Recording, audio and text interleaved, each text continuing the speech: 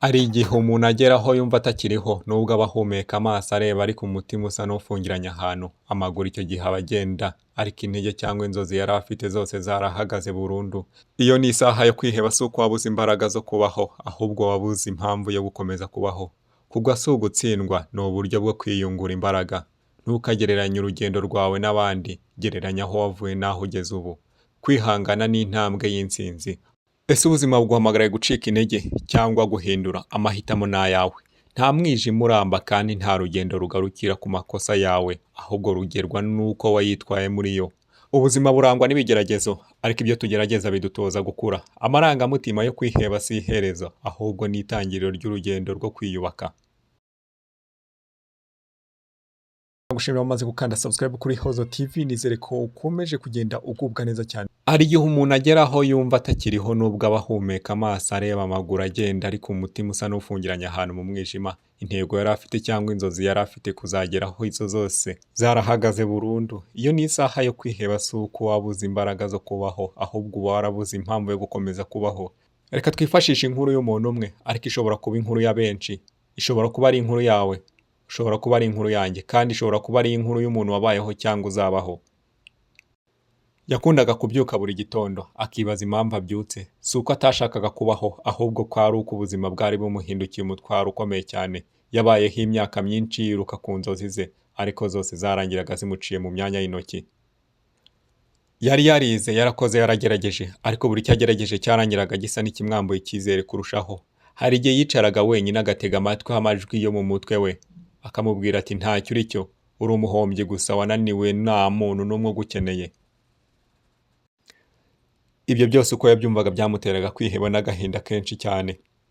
Kwiheba si ukugira agahinda gusa, ni intambara yo mu mutwe. Ni igihe umutima wawe uhinduka umucamanza, ukajya ukubaza ibibazo utabonera ibisubizo byabyo.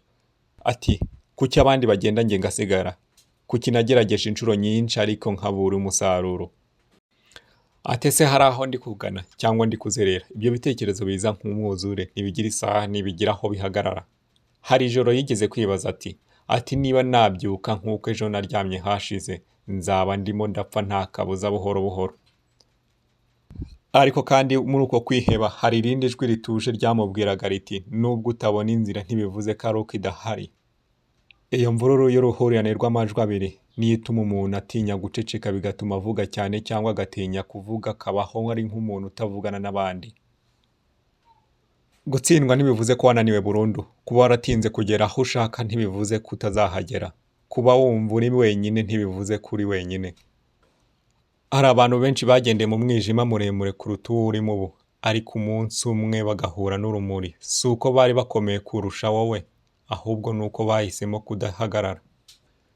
Kwiheba uyu munsi urimo kukwigisha ibintu byinshi cyane bitandukanye. Kukwigisha kwihangana, kukwigisha kumva abandi, kukwigisha ko ubuzima butapimirwa ku ntsinzi gusa. Iyo umuntu aciyemo akagaruka, aba abonye isomo ridashobora kwigwa mu ishuri iryo ari ryo ryose hano ku isi. Nk'uko natangiye mbikubwira, niba uri kumva ukumva bisa n'ibyawe, menya ko atari impanuka, hari impamvu wabyumvishe. Kwiheba si iherezo, ni ikimenyetso cy'uko hari ikintu gishaka guhinduka. Menya ko n'inzu iyo uri kuyivugurura wari usanzwe uyibamo, ibintu byawe wari ufitemo biba bijagaraye. Witerwa ubwoba n'akajagari k'ibitekerezo biri mu mutwe wawe. Niba utarabona umucyo ntibivuze ko utazawubona. Bishobora kuba bivuze ko impamvu utari kubona umucyo ahubwo ari uko uri mu gice cyo hagati cy'urugendo kigiye kurangira. Murenzi, izina risanzwe amateka ariko ntiyari asanzwe. Yari umugabo w'imyaka 34. Yabaye hatuje, atavuga ndetse ntiyakundaga kuvugira hejuru. Abamuzi babonaga hari umuntu ucecetse, ariko batari bazi inkubi y'umuyaga wari urimo imbere mu mutima we. Murenzi yigeze kugira byose mu buryo busanzwe. Umuryango wamukundaga, inshuti nke ariko z'ukuri, n'icyizere cy'ejo hazaza. Ariko buryo ubuzima bugira ubw'uburyo bwabwo bwo kugerageza umuntu. Hari umunsi Murenzi yicaye mu cyumba cye, amatara azimye, telefone ayireba ariko atayikoresha. Yari amaze iminsi yumva amagambo amwuzuye mu mutwe ariko adashobora kuvuga. Nababwiye iki? Mbabwire nde? Yaje gutakaza akazi ke bitunguranye. Si uko atari yakoze neza, ahubwo ni uko rimwe na rimwe ubuzima bukuraho urwego umuntu yarahagazeho. Icyizere kiguye umutima urahungabana. Yatangiye kwibaza niba koko yari afite agaciro, adafite icyo akora. Buri joro hari ijwi ryazaga rikamubwira riti uri umutwaro ku bandi, niyo wapfa ntawakwibuka. Hari umunsi umwe Murenzi yaje kwerekeza ku nkombe y'uruzi, maze agenda nta muntu n'umwe abwiye, agerageza kuba yashaka kwiyahura. Mu mutima akibwira ati biroroshye kugenda nk'amazi. Muri ako kanya hari ikindi gitekerezo cyaje mu mutwe kimubwira kiti ese nibigenda gutya ninde uzavuga inkuru yawe?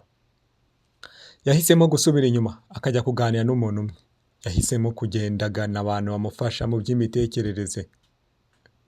Nuko namwe mubimenye, burya iyo umuntu afite ikibazo nk'iki ngiki akagira umuntu umwe byibuze aganiriza akamwumva ndetse akamugira n'inama nzima, biramufasha. Inkuru ya Murenzi irangira n'ubundi amaze kuba yaganirizwa ndetse agatangira gufata ibyemezo bizima. Nubwo yamaze kuba yabura akazi ke, ibi ntibundi ntibyamuciye intege kuko yari amaze kuba yakumva ko ubuzima bugifite icyerekezo. Ntugategereze gusenyuka burundu mu mutwe kugira ngo ukunde ugire uwo ubwira. Ntugapime agaciro kawe ku kazi gusa. Kubaho biruta gutsinda.